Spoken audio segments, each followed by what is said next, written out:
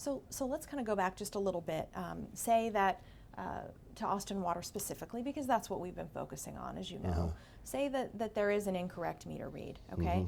You guys have this high-low system that's supposed to kick out the highs and lows, the unusual bills. That's difficult in water, by the way. Tell me why. Well, water is thousands of gallons. Right. And the variation by size of a home on thousands of gallons isn't necessarily, you can't pinpoint to the size of the house for the thousands of gallons of water, because predominant amount of water is used outside. So you may have a small home on a 1 acre lot that has a big garden, as an example.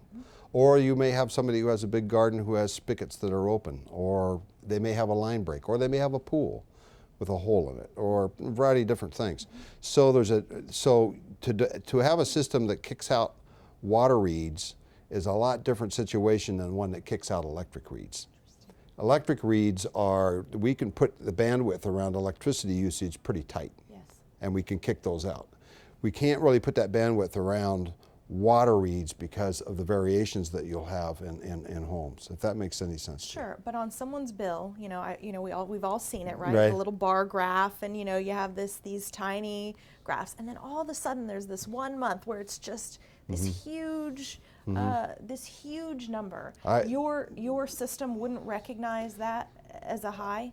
I'm not sure about the water, but I know from having run water utilities before that we did not have a system for doing that, and I'm not sure whether we have that software in ours or not, because again, you can have a home that uses 2,000 gallons in 1 month, and the neighbor with the same piece of property, because of their outside usage, can be way out there. So and a lot of times, so what do we do with those? When we find them, the customer finds them, the customer needs to call and have it verified. And we come right out, we check the meter. What we do then is we transfer them to Austin Water Utility, and they investigate it. They send people out there, they check for it. And then if it is our reading mistake, we fix it. We fix it right away. Some people are saying that you don't. I mean, those are the complaints that we've heard. They call in, it takes time, somebody comes out and says, your meter's reading just fine, and then your system says, then you need to pay the bill.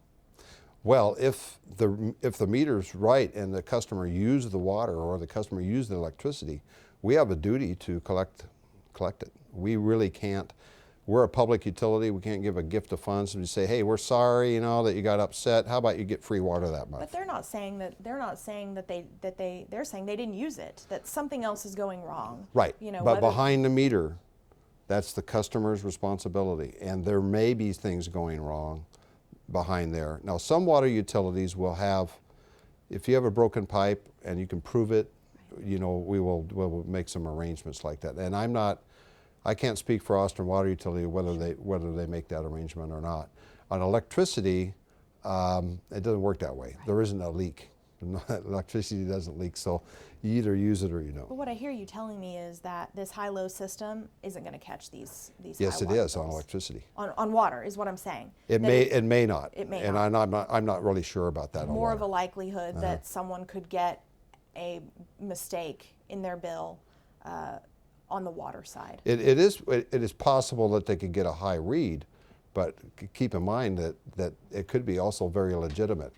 In other words, I guess what I'm saying is there's a higher likelihood of excessive usage of water than there is of electricity because of leak. Sure. And that is very common. So, and I'm sorry, but I'm going to go back to the IBM contract for just a second. Sure. Do you foresee that contract will be renewed? Well, the way where we are now is the install is done. That was one contract. Okay.